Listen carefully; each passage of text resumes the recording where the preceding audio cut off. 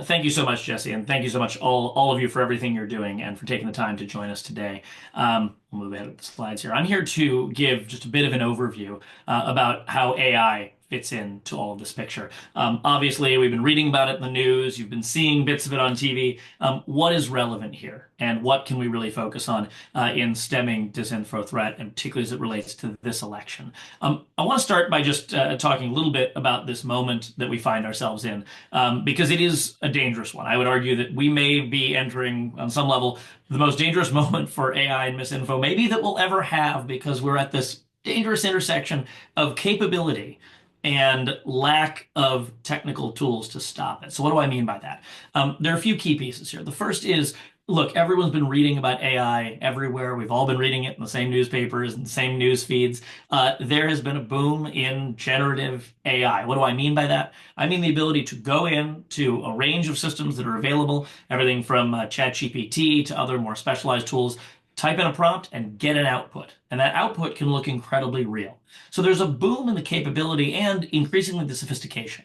In just 1 year, we've been able to see some of the image generation platforms go from generating something that looked, frankly, like a 20-year-old video game to something that is completely photorealistic, and it's generating it in mere moments. So where we are right now in this moment, I call it the moment of armchair AI, where what were previously research tools are available to pretty much anyone that is able to do the search and to put in the information. It doesn't require a computer science degree.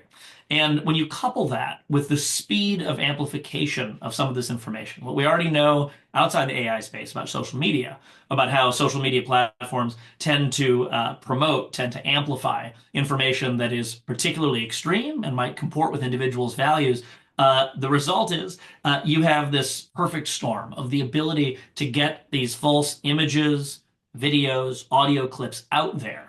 And for that to happen with limited technical detection. Right now, our ability to identify this stuff in the wild is pretty limited. There are some tools, there are companies that are using these tools, but what we're talking about here in general are intentional pieces of content that have been generated designed to mislead people. And so by and large, they're going to attempt to circumvent these technical tools that are out there.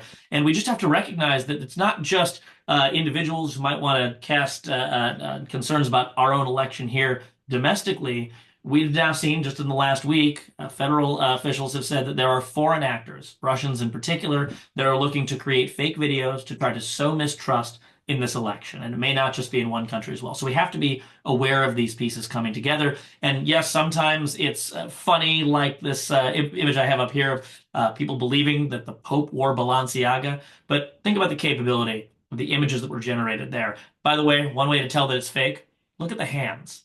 It's often the hands that it can't generate.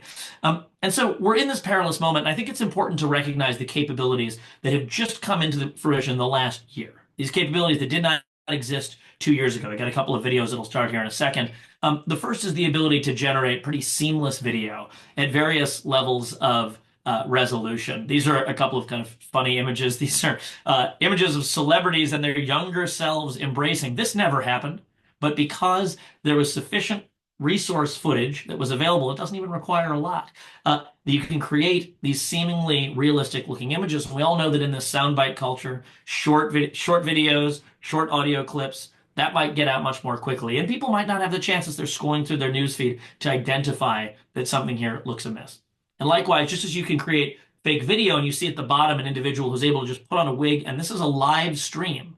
This is not something that was pre-recorded and done in post. This is actual live streaming, medium to low resolution, but it would fool most people who are watching it if they weren't paying close attention to what was happening. Well, the same thing that can be done for video, live video, can also be done for audio. And it can be done not just for audio that will have a person's voice for a short clip, but it's important to remember, even as you listen closely, things like breaths, things that you'd think of as part of the normal audio clips, ambience of the audio itself, these are able to be replicated as well. And so, look, sample material can matter. Obviously, it's easier to do a deep fake of someone for whom a lot of video exists on the internet, but it isn't just that anymore, and it isn't just famous faces. This can happen with videos across the board. And like I said, we're already seeing this. We've seen examples of it happening internationally in Bangladesh and in Gabon, where, again, oftentimes lower resolution but plausible looking videos at sensitive times come out and create shifts, certainly in what individuals might think about an election, but along with all of the broader areas where you can sow either mistrust in the vote broadly or confusion about some of the key areas, how you can vote, when you can vote, area questions like that.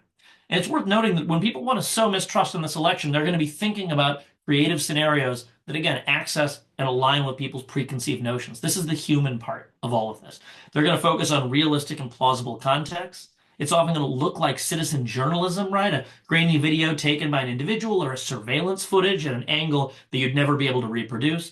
The creativity here is going to exist, and we just have to be ready for it. And so, how do we get ready for it? Well, look, I'd have a few areas of recommendations, and I'm sure others will have similar ones as well. But first is when you see a video that seems plausible but extreme or might be providing misinformation, just take a second and breathe.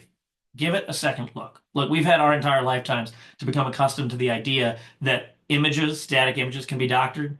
That can happen to movies now too, and to audio. So just take that for a second, give it a second look.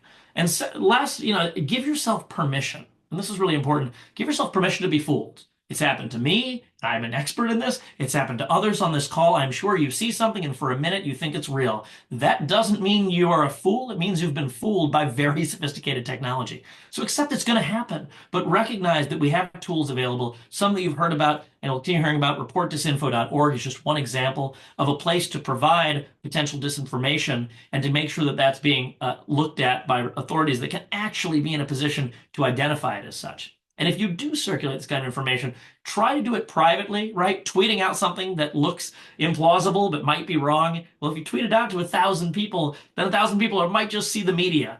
That's not good, right? You've seen in examples here, if a strike through is put through something, the word fake is emblazoned in red. That really helps people identify real from fake if they get it out of the context of your commentary. And then just remember that when you're circulating privately and also when you're reproducing, the more you can do to help people in every individual piece of content understand when something might be amiss or is fake, the better you can do to make sure we can tamp down on what we hope is not going to be an epidemic of this right now, but we've already seen happening in some limited areas. So with those bits in mind, I want to turn it back over. But again, thank you for everything you're doing, and just recognize this information will be out there. We have the opportunity to be aware that it's happening and to take control of our own first instincts when we see it.